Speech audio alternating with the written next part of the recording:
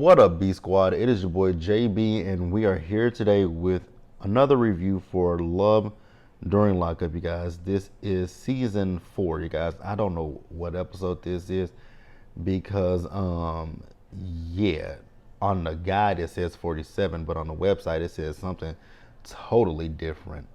And I'm just like, okay, WeTV, I'm gonna need y'all to figure out what season this is, cause it's like this season I'm enjoying it, but yeah, you guys, the numbering, I don't. So I'm just gonna put season 4, you guys, and we can figure out what episode it is later. But yeah, you guys, this episode is titled "Got You a User?" with a question mark. So before we go ahead and before we get into this review, if you guys are watching this video or any other on the channel and you guys aren't subscribed yet, then I need you guys to do me a huge solid favor and stop taking me out on this date and having me pay for it at the end of it. You guys know the routine. You can do me that favor by liking the video, subscribe to the channel, turning on your post notifications, and with that out of the way, without further ado, let's go ahead and get into this episode of Love During Lockup, shall we? All right, you guys, so I don't know where to start up with because this episode, woo, Jesus.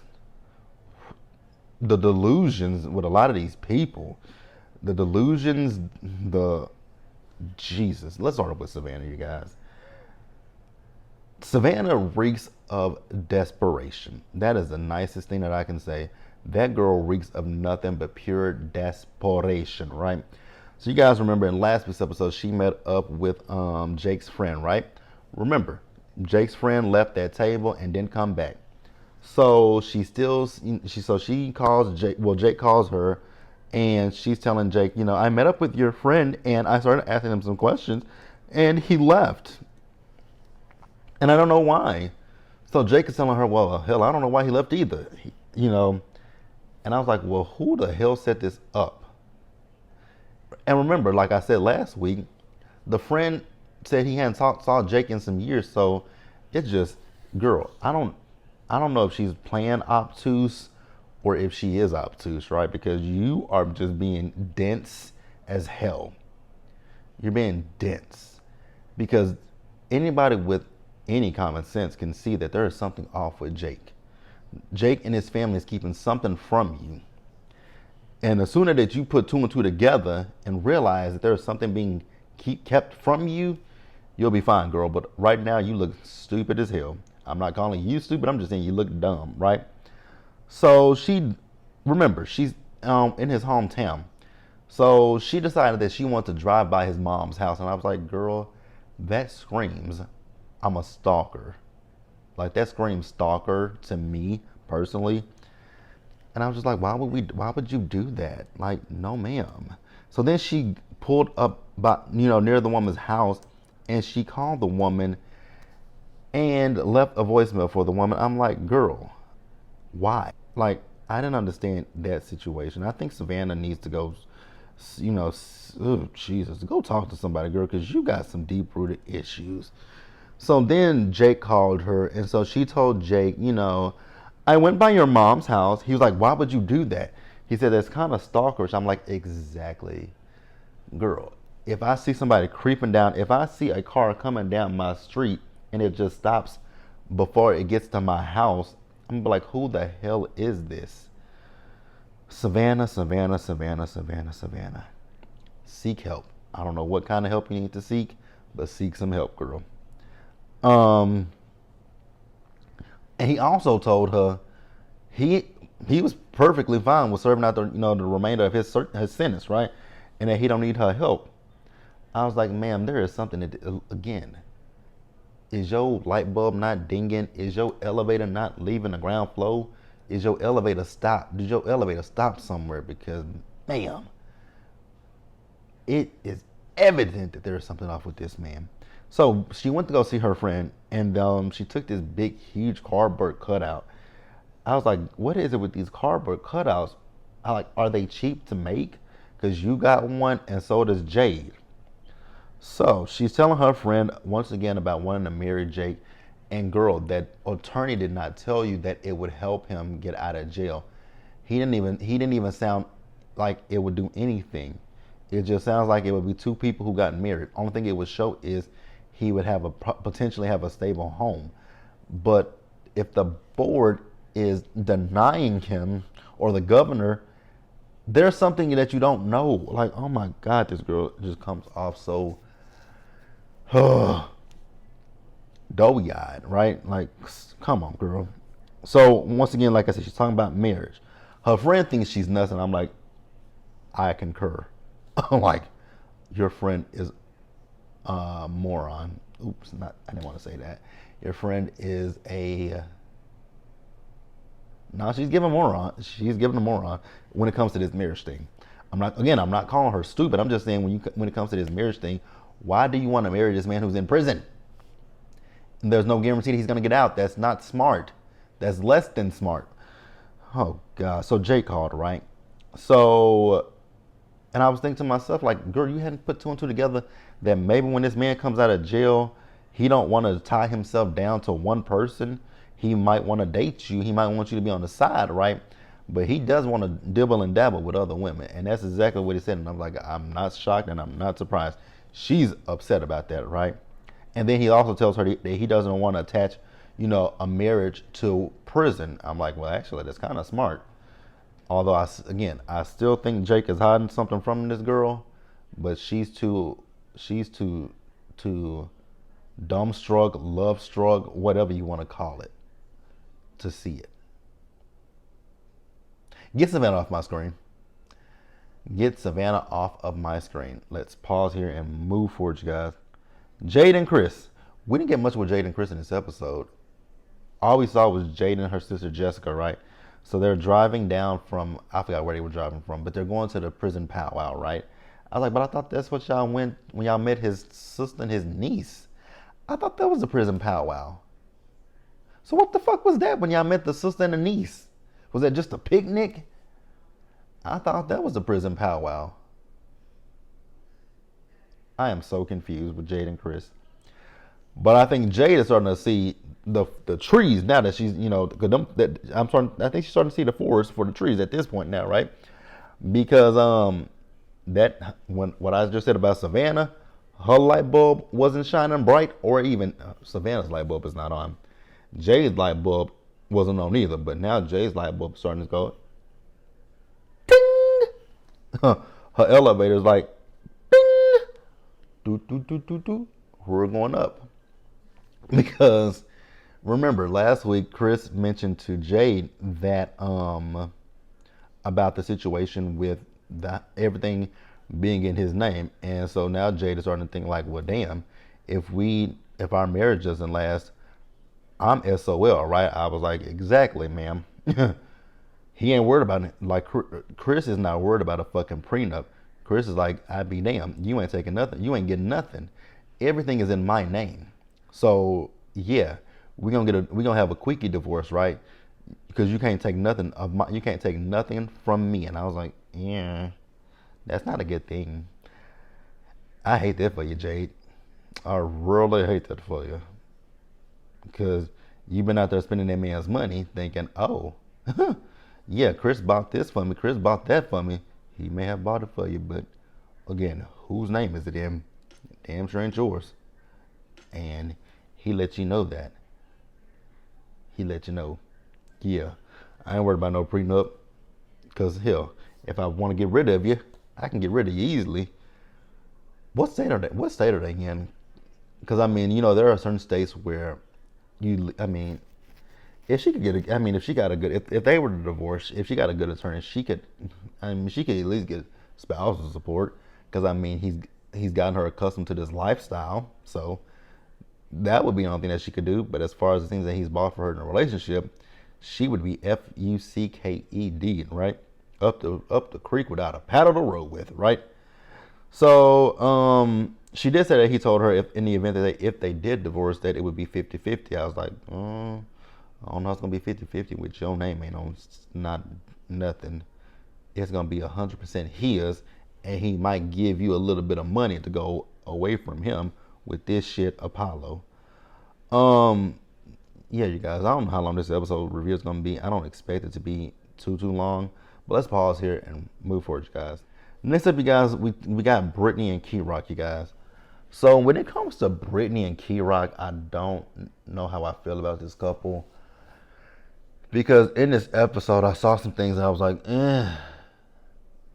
I think Key Rock gaslights the fuck out of Brittany. I think he gaslights the hell out of her. I know she's like what 22 years old, and Key Rock is just a few years. I think what Key Rock is 25 years old.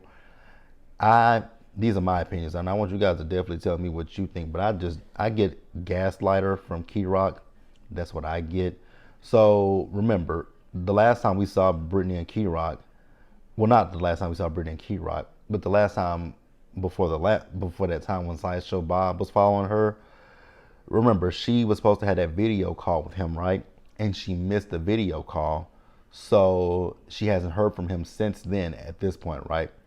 So he, first of all, girl, you should have cleaned that sink, cause them dishes were dirty in that sink. I just want to point that out to you. Those dishes were a little bit on the dirty side. While you was making that tea, you should have been cleaning your dishes. So again, she hadn't heard from Key Rock. So one of her friends called her and was telling her, that, Key Rock was mad at her. They had a party in the prison, I guess. And, that, she got into a fight with a woman, and then that woman's boyfriend fought her, jumped into the fight. And so Key Rock jumped into the fight and beat the boyfriend up, right? And I was like, if that's the case, why aren't y'all in the shoe? Like, how are y'all able to make a phone call? Because I thought that when you fight in prison, they put you in solitary confinement. I mean, maybe I watched too much, maybe I watched too much Orange is the New Black. I don't know. But, yeah. So, yeah. After that, Brittany got a phone call from Key Rock, right? And before that, Key Rock's family came to the house. They had a grill, and they gave her this envelope. I was like, now that was staged. The envelope was, and it had money, and it had $300. I was like, oh, okay. So that's what we doing. Cool. I will say, two of these scenes, this scene right here, this part right here, with the money and the grill, it felt a little staged to me. Felt staged. So Key Rock called, and coincidentally, Key Rock called, right? So when Key Rock called, that Brittany was talking to him, and I never heard an apology come out of his mouth. He didn't apologize to Brittany for nothing. He was owning up to stuff, but he didn't apologize. And I'm like, oh, so yeah, that's why I say I think he gaslights the fuck out of her, right? So then she asked him about the fight in the prison, right? He's saying, so you're gonna believe somebody else? Like, I would have called you and told you. And she's like, I'm not saying that I believed her. She literally said, did you have a fight? And he Jedi mind tricked the fuck out of her. Now she's second guessing her friend, wondering why would she sit there and say that if it wasn't true. I was like, girl, you didn't accuse him of anything. You literally asked him a question, and he reversed and flipped that shit back onto you. Ma'am, Brittany got out of the relationship. Like I've said before, I think that they're way too young for this relationship. Cause it's a no for me. It's a no for me, dog. It's a no for me. Let me know what you guys think in the comment section below, you guys, and we will pause here and move on to the next couple, you guys. All right, you guys. So the next couple is going to be Letitia and Keith. Letitia. Your oldest daughter. You weren't even listening to anything that young lady was saying. It's like you heard nothing she said. So you guys know Letitia is coming. She got back from visiting Keith, right? So she was on the phone with Keith. Now we can see that her youngest daughter, she was talking to Keith, and it seems like the youngest daughter has taken to Keith, right? But that's because she's a child, and I wouldn't expect anything less, right? I just have an issue with that. Like your kids are talking again. I know that they're married, but why not wait until your husband comes home? I know you're trying to say you want them to develop a relationship with him before he gets home, but I'm not developing a relationship with somebody through a fucking phone. How do you develop a relationship? I can't see you. I can't physically see you. I can't touch you. I can't see your facial expression. So how the hell am I supposed to build a relationship with you fucking phone, right? So she her oldest daughter was there, right? And so she was like, "Do you want to?" I think her daughter Naira. I actually have a friend named Naira. I think that's what her name is. So she was like, "Do you want to talk to me?" She's like, "Not really," but she said hi. And so we see them. So they went out bowling, right? And when they went bowling, her and her daughter were talking, and her daughter straight up told her like, "I don't know him." So you can, if she says she doesn't know him, that means she doesn't feel comfortable with this man. And she's also, I guess, Letitia's also been in some not so great relationships. So like, so your picker is off as well, huh? But like I said, you're telling your daughter you want her to have a relationship with him when by the time he gets home, right? But your daughter is literally sitting here telling you she does not feel comfortable with this man. She doesn't know this man. And I know he's your husband. Once again, like I said, I know the man is your husband, but it just feel like you're really trying to push a relationship that your daughter might not be ready for. Let it happen. Let it progress naturally, right? If your daughter wants to, if you want to say, okay, when he get home, like, how is that going to work? Number one, your daughter is uncomfortable with him. So you're going to move him into the house when he gets out of prison. Again, I know he's your husband, but you got to put your child first. Well, let me stop preaching because I feel like that's what I'm doing, right? So we didn't see Letitia as she went ring shopping. Now, this scene right here to me, it came off hella fake, right? So she had previously talked to Keith about a budget. So Keith, she wanted a ring of $30,000. Keith said, "How about 10,000?" So they agreed to 10,000, right? So she and her cousin, I believe that was her cousin, they went ring shopping, and so she saw one ring, and it was a nice ring. The woman said it was $2,100, right? She said, "Oh, I don't do the cheapos." I was like, 2,100 is cheap for a ring? See, we put too much value on material shit, and 2,100 is cheap, girl. Then I have so many questions when it comes to Letitia because, like I said, I've heard some of her charges, and a good majority of them are fraud. Now, yes, she got some, she drove around, with a suspended license on oh, that gnat. She drove around with a suspended license, right? But quite a few of hers are fraud. She has some fraud with her. Never mind, I'm gonna leave that alone. So the ring that she finally settled with, I was like, girl, that ring don't look as. Only thing is that diamond was bigger, but the ring the $2,100 ring, that was a nice ring. Um, so the ring that she was looking at, it was $15,000, but forget 10,000, right? But she ended up getting the ring. She was like, she put it on the card. I was like, okay, girl, I really don't care. With Letitia, I just don't think that her scenes be 100% real. But I definitely want you guys to tell me what you think and feel in the comment section below, you guys. And let's pause here and wrap up this episode, you guys, shall we? All right, you guys, so last up is Renika. Renika.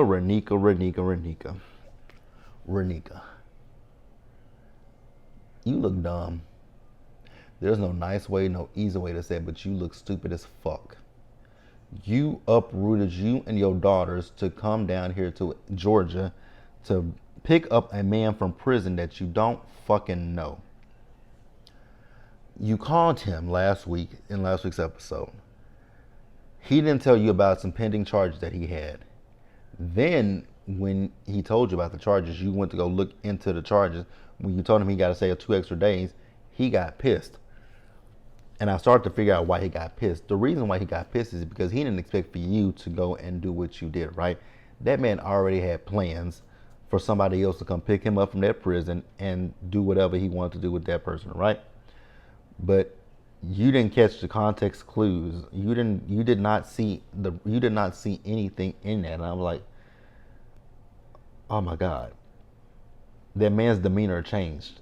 Literally, when you told him he would have to sit in there for the weekend, that you would come and pick him up on Monday, his demeanor changed. And I was like, so you not gonna question this?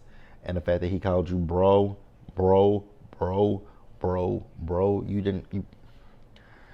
Okay, Renika. So Renika's supposed to be going to get one of his family members, and they're gonna be going to go pick up Asante, right? So Renika is calling Asante's cell phone, and the cell phone is disconnected. And I was like, you don't say. You don't say.